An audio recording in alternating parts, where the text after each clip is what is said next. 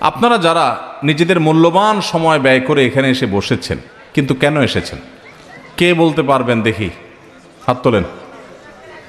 হ্যাঁ, দাঁড়ান, চশমালা ভাই দাঁড়ান। হ্যাঁ, কি জন্য আসছেন? শুনেন, বানায় বানায় কথা বলবেন না। সত্যি আমি প্রশ্ন করার আগে, প্রশ্ন করার পরে এখন নিয়ত করে কেউ কথা বলবেন না। বললে কিন্তু আমি ধরে ফেলতে পারবো। চালাকি করবেন না। আমি প্রশ্ন করার আগে আপনার কোনো নিয়ত থাকলে বলেন, নিয়ত না থাকলে সেটাও বলেন। সলিড কথাটা বলবেন। বলেন। জানার জন্য এবং কাজে লাগানোর জন্য, ইলম অর্জন করার জন্য। তো ইলম অর্জন করার জন্য কোত্থেকে আসছেন? বাসা কোথায়? আমি এখানে ভার্সিটিতে পড়ি। জি, ভার্সিটিতে পড়েন, যশোর বিশ্ববিদ্যালয়ে। মাশাআল্লাহ। ইলম অর্জনের জন্য এই মাহফিলে আসা ছাড়া গত এক মাসে আর কি কি কাজ করছেন আপনি বলেন? আমি কোরআন পাঠ করছি আপনার। মাশাআল্লাহ, কোরআন বুঝে বুঝে পড়েছেন। আসন্না ফাউন্ডেশনের যে কোরআন আয়োজন, ওটাতে কোরআন কম্পিটিশন, ওটাতে শরিক হয়েছেন। মাশাআল্লাহ, তাহলে বোঝা গেছে আপনি সত্যিই তালেব ইলম। মাশাআল্লাহ, কারণ আপনি কোরআন কম্পিটিশন অংশগ্রহণ করেছেন, কোরআনের অর্থ তাফসির বোঝার জন্য কোর্স করেছেন, তার মানে আপনি আসলেই তালেব ইলম। মাশাআল্লাহ, জাযাকাল্লাহ খাইর। বসেন। আর এদিকে থেকে কাউকে দেখতে চাই। হ্যাঁ, দাঁড়া। ওয়ালাইকুম আসসালাম। কি করেন আপনি? আমি একজন শিক্ষার্থী। শিক্ষার্থী? কোথায় পড়ালেখা করেন?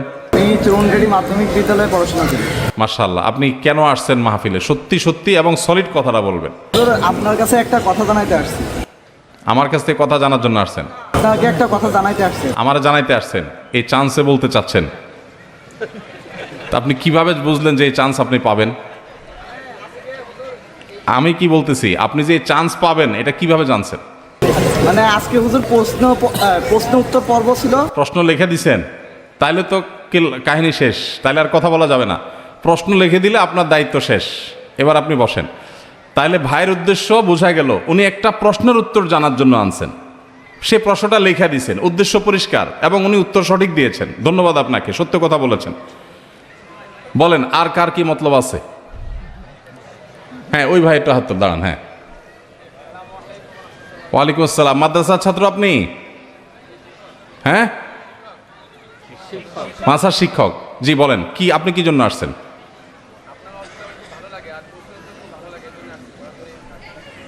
ভালো লাগে তো বুঝলাম। ভালো লাগলে এখানে এই সময় ব্যয় করে আসা কোনো যুক্তি আছে? ভালো লাগে সেজন্য আসছেন, বুঝলাম না। তো এখন আপনি এই যে 1 ঘন্টা ধরে বসে থাকবেন, কেন বসে থাকবেন? ওয়াজ শোনার জন্য? কেন ওয়াজ শোনার কি এমন দরকার? তো সেটা তো ইউটিউবেও শোনা যায়। জি, আচ্ছা বসেন। আর এদিকে এদিকে 1-2 জন বাস। হ্যাঁ, ওই যে কানটুপিওয়ালা ভাই, দাঁড়ান, হাত তুল। হ্যাঁ, ও কথা বলতে না পারলে লাভ হবে কি? তাহলে বসেন, বসেন, আপনি বসেন। উনি আন্দাজে হাত তুলছে। হ্যাঁ, ও হুইলচেয়ার। হ্যাঁ, আপনি বলেন, আপনি বলেন।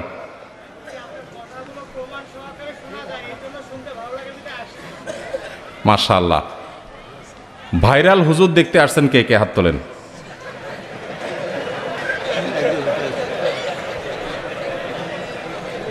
ব্যাপার কি এত কম হাত? ভাই আপনারা আবার এখানে জড়ো হয়ে গেছেন। বললাম প্যান্ডেলে যেতে। একটু প্যান্ডেলে যাওয়া যায় না ভাই, কষ্ট করে? ওয়াজ মাহফিলে যদি আমরা নসিহত শুনতে আসি, নসিহতের উপর তো আমল করতে হবে ভাই। বিনয়ের সাথে ভলান্টিয়ার ভাইরা কারোর সাথে জোরাজুরি করেন না, মহব্বতের সাথে, মহব্বতের সাথে। জি, আচ্ছা ভাই, আলহামদুলিল্লাহ উদ্দেশ্য কিছুটা বোঝা গেছে। আচ্ছা, ওয়াজ মাহফিলে আপনিও বলবেন, বলেন। এখানে সমস্ত মানুষ আপনার পড়াশোনা হোক, ফরেজগার হোক, ওলামায়ে দ্বীন হোক,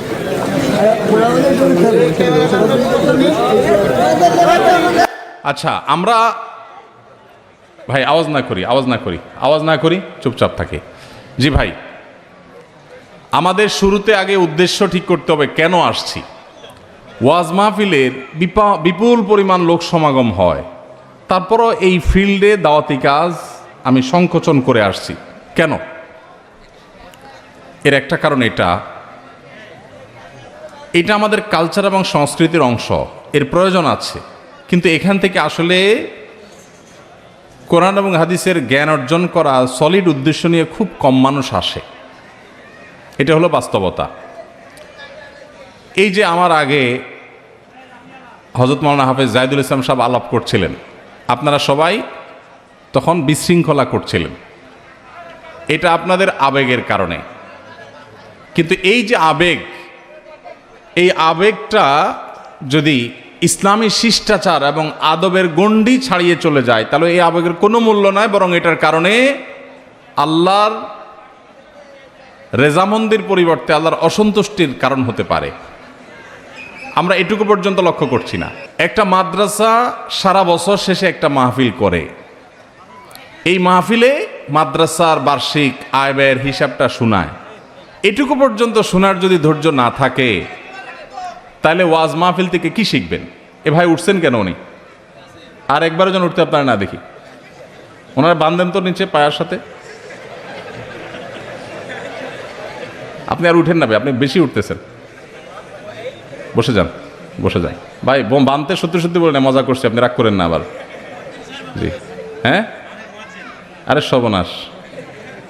জি ঠিক আছে, তাহলে উনি তো ভলান্টিয়ার, উনি উঠবে তো ঠিক আছে, কিন্তু ডিস্টার্ব করবেন না মানুষের। মাশাআল্লাহ, এই তো পিনপতন নীরব, কত সুন্দর পরিবেশ, মাশাআল্লাহ, কথা বলার মতো পরিবেশ হয়ে গেছে, মাশাআল্লাহ।